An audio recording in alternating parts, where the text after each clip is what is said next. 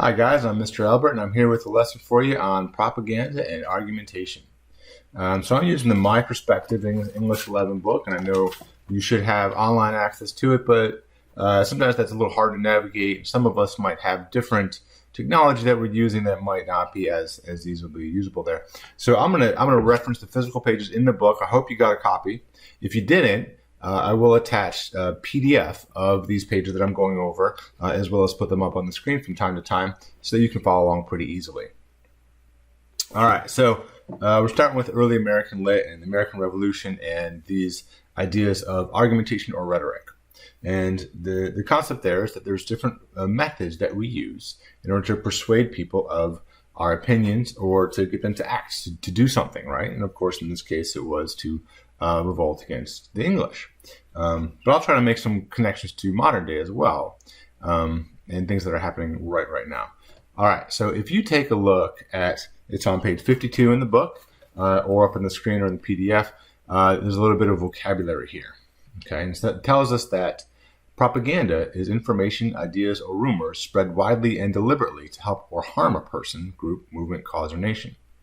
All right, and so it just basically, your selection of detail, the way that you present a situation or a visual, as we'll see in a minute, is used to persuade a people or an organization. But propaganda, that word usually has a negative connotation, right? If you call what someone is publishing or putting out propaganda, typically you're saying that there's not a lot of worth in it. It's manipulating the real situation, stuff like that. And so there's not a lot of stuff that comes out currently that we call propaganda, whether it is or not. But all these elements are going to be in the news. And so we'll look at that. All right, so your notes here also says, creators of propaganda attempt to persuade people by presenting images and words that strongly suggest a particular slant or viewpoint. Sometimes we might even call it spinning it. Is a nicer way of saying it, I suppose. Propaganda encourages people to react emotionally rather than logically. For example, to vote a certain way out of fear or to oppose a cause out of anger. And so if you remember those appeals from probably sophomore year, you have ethos, pathos, and logos. And our next lesson, I'll go back over that stuff and some of this vocabulary.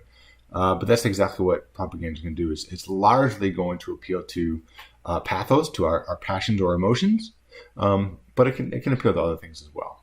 All right, so here the vocabulary for appeal: the ability to attract and engage an audience's mind or emotions. A logical appeal called logos influences reason. An emotional appeal called pathos targets or manipulates people's feelings. Propaganda depends much more heavily on pathos than upon logos, like we just said. And symbolism, a word that we throw around a lot all the time. It's when we use images or objects to represent ideas or qualities.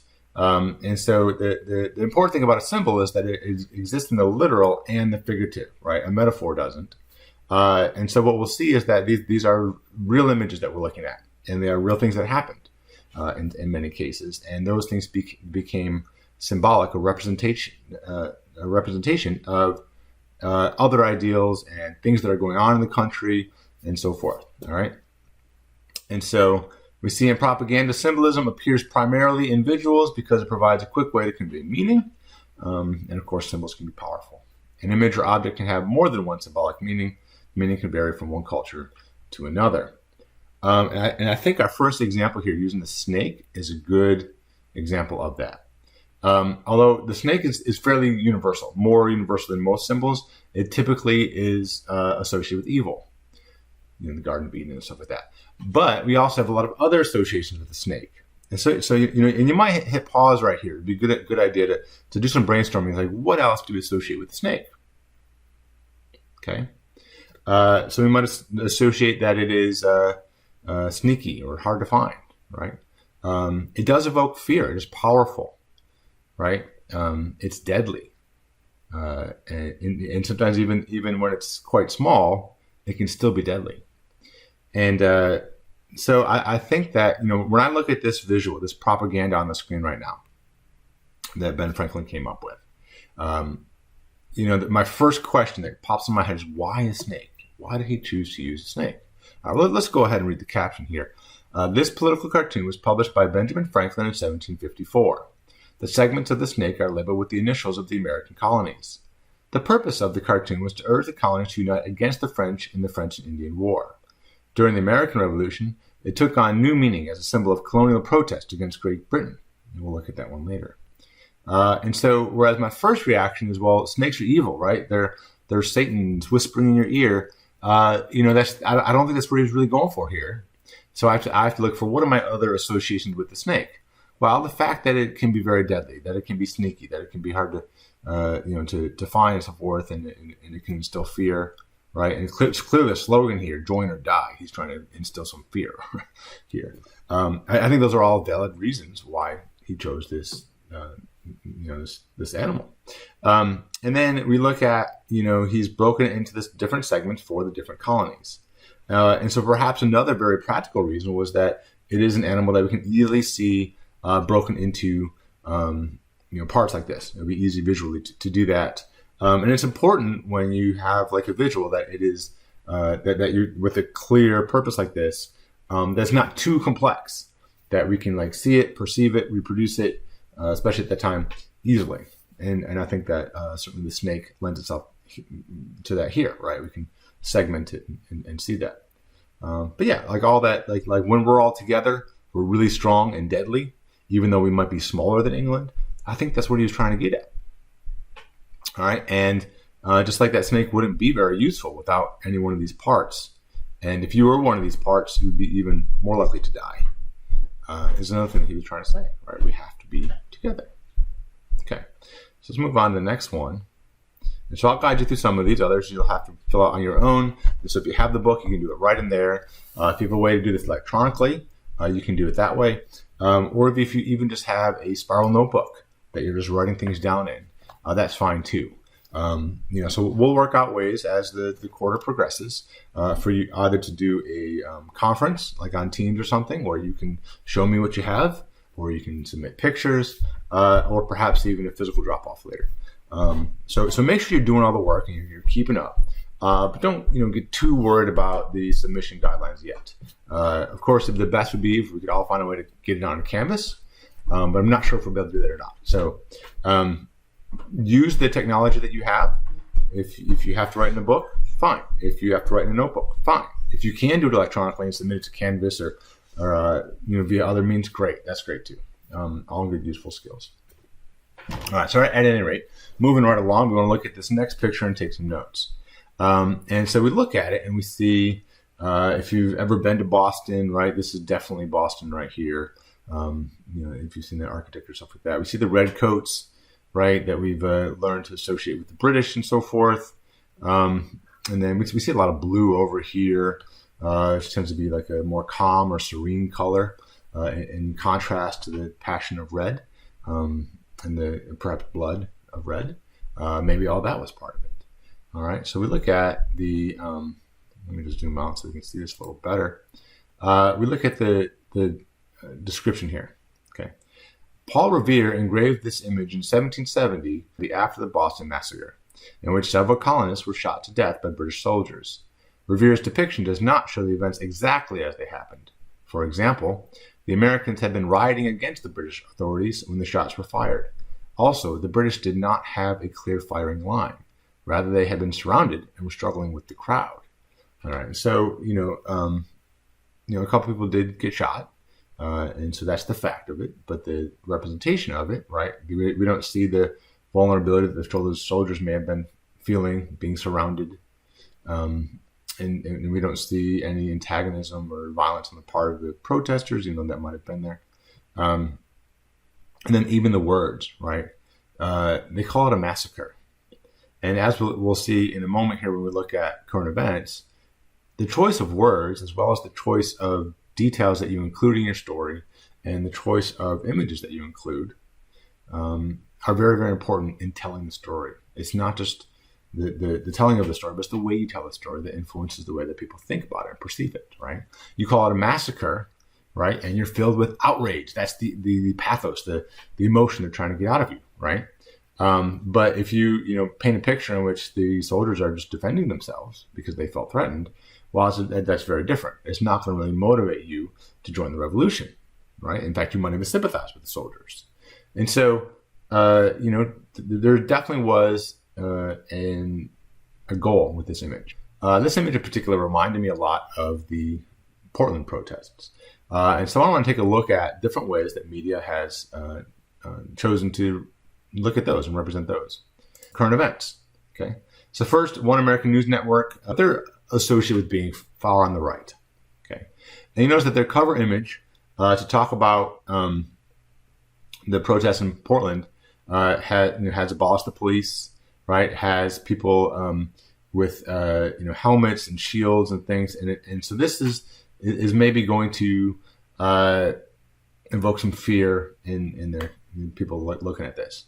People who maybe say, okay, we can change the police, but abolish it really kind of scares me, right? I need to have something.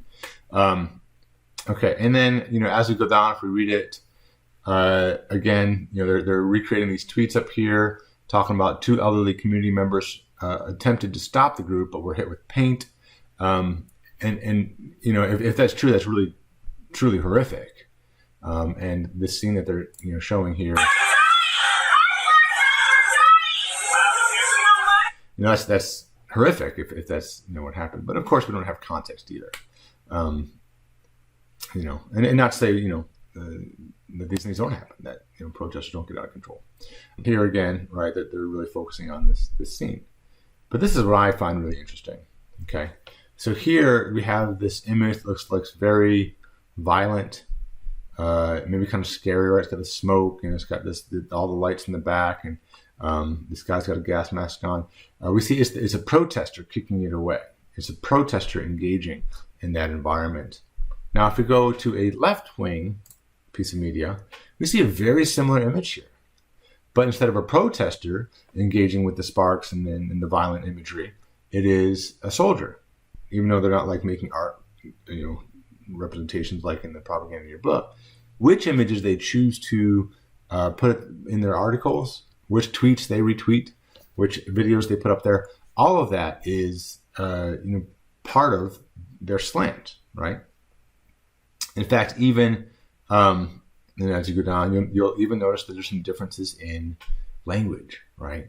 Are these protesters or rioters, right? Because one side's going to say riot, because riot, just like the word massacre in the example in the book, is going to evoke a very specific emotional response, whereas a protester, right, that's going to maybe be a little more of a patriotic response. All right, so which end do you want? All right, so here's another one. Okay, here's the right side again. And so let's look at their choice of images.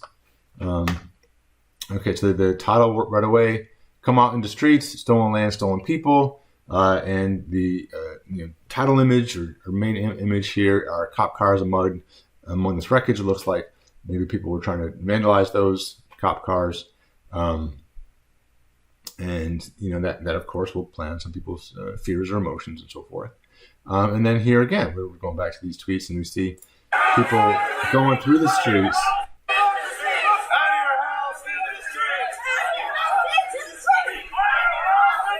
and chanting out of your house and into the streets. Personally, I would like a little context there. That could be really scary if I'm in my house and these people come by at night and there's a lot of them and they're chanting, they're shining lights in my house and telling me to get out of my house. They can be very scary. But if there are people with whom I share an ideology and they're saying, hey, come join our protest, get out of your house and into the streets and change things, that's going to have a very different feel on my end. And so, which side of that were they trying to bring forward in this, reporting is the question, right? And so likewise, stolen land, stolen people, is this insinuating that the people in these houses need to get back their house, or does it mean something else? Let's take a look at some YouTube videos that do the same thing.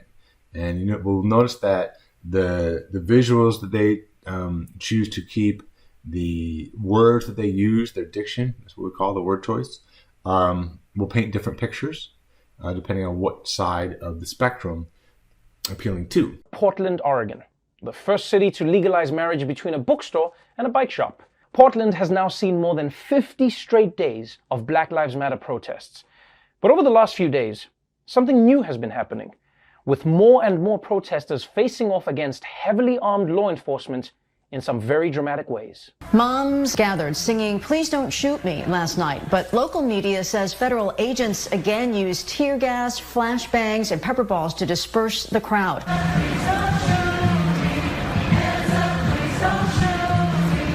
Some people are calling a 53-year-old Navy veteran the Superman of Portland because of how he did not react after being hit by federal officers with batons and then tear gas. What's behind this new wave of protests in Portland? Well, they're reacting to a recent move by the Trump administration that has put the whole city on edge. You see, for months, local officials there had been allowing peaceful demonstrations without too much interference. But President Trump was not happy about that. So he decided to send in the feds, which led to scenes like this. A crisis unfolding in Portland, Oregon, after videos surfaced online that showed masked and camouflaged federal agents detaining peaceful protesters. Attorney General Ellen Rosenblum says federal officers are the ones escalating the violence. She's now suing several federal agencies for actions like this. What is going on? We need to know. Who are you? 3 or 4 or 5 of them jumping out of the unmarked vans at night, grabbing people off the streets, putting them into their vans. Man, that sounds less like democracy and more like an episode of Narcos. Unidentified soldiers throwing protesters into an unmarked van on the streets of Portland? How are people even supposed to tell the difference between being arrested and being kidnapped? Because I don't know if you've noticed this, but in America, random dudes walk around in camo gear holding guns all the time. I mean, can you tell which of these is a federal officer and which one is doing Army Man cosplay? Because I can't. An Oregon district attorney announcing he will not prosecute Portland protesters who have been recently arrested for non-violent charges. This as the city saw its 75th straight night of protests. President Trump telling Sean Hannity it needs to stop. But we can have the National Guard go in and clean out Portland in a matter of hours, less than hours. But they have to ask us for that, and they don't want to ask. And it's not because they're too proud. It's because they truly don't have a clue as to what's happening. Let's bring in Lieutenant Randy Sutton, 33-year law enforcement veteran and founder of the Wounded Blue. What do you make of the DA announcing, first of all, the protesters who have been arrested? Obviously, they were arrested for a crime, nonviolent charges during recent demonstrations, but nonetheless a crime in Portland will no longer be prosecuted. What kind of message does that send? Well, that's a complete surrender of the criminal justice system. You know, I read the policy by Mr. Schmidt. It reads more like a political manifesto than it does a criminal justice policy. And the statement that he just said that you aired is a complete fabrication. It's a lie. This is a criminal justice system in free fall. That's putting it lightly. I mean, protesters, they can still be charged with theft or use of force. But here's the kicker. Not for interfering with a police officer or rioting. Right. I mean, how in the world are police officers supposed to do their jobs if they're supposed to stop rioters, but now the rioters that push back on those police officers are just given a slap on the wrist? And quite frankly, they're not given anything. They're given a free pass. I mean, this does give rioters a free pass, does it not? Absolutely it does. In fact, riot is one of the charges that they are not prosecuting on. Meanwhile, we have police officers who have been injured in the line of duty on multiple occasions. This is actually just a slap in the face to the Portland Police Department, who have already had their wings clipped by the mayor, who is proclaimed himself police commissioner. Meanwhile, officers are being severely injured in the line of duty, not getting any attention. That's why my organization, the Wounded Blue, exists to help men and women like this. But we are seeing this district attorney is absolutely become a political animal. All right. This isn't about justice. It is. All right. So you might have noticed that, like in the Daily Show video there, they showed that like people didn't know who these federal troops were, and they suggested that the violence was because there were people in riot gear. There were these troops there, and that was what made the violence. Of course, on the other side of the spectrum, they say no, that this was necessary for security, that it was in fact the protesters, or they might use the word rioters, who started the violence. Who started it? It's really hard to kind of get that out of it, And so even though we think that news is supposed to be just like central facts, it's not. Like there still is the elements of persuasion in every story that we look at. All right, and even if you go to now, right? So I'm filming this on August 31st, and this violence in Portland is still going on.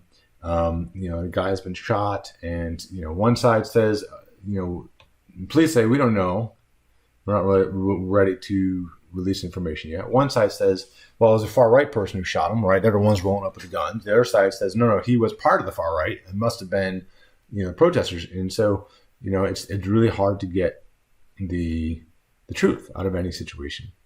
And the truth is complex, all right? And so, so all these elements of argumentation are certainly part of it.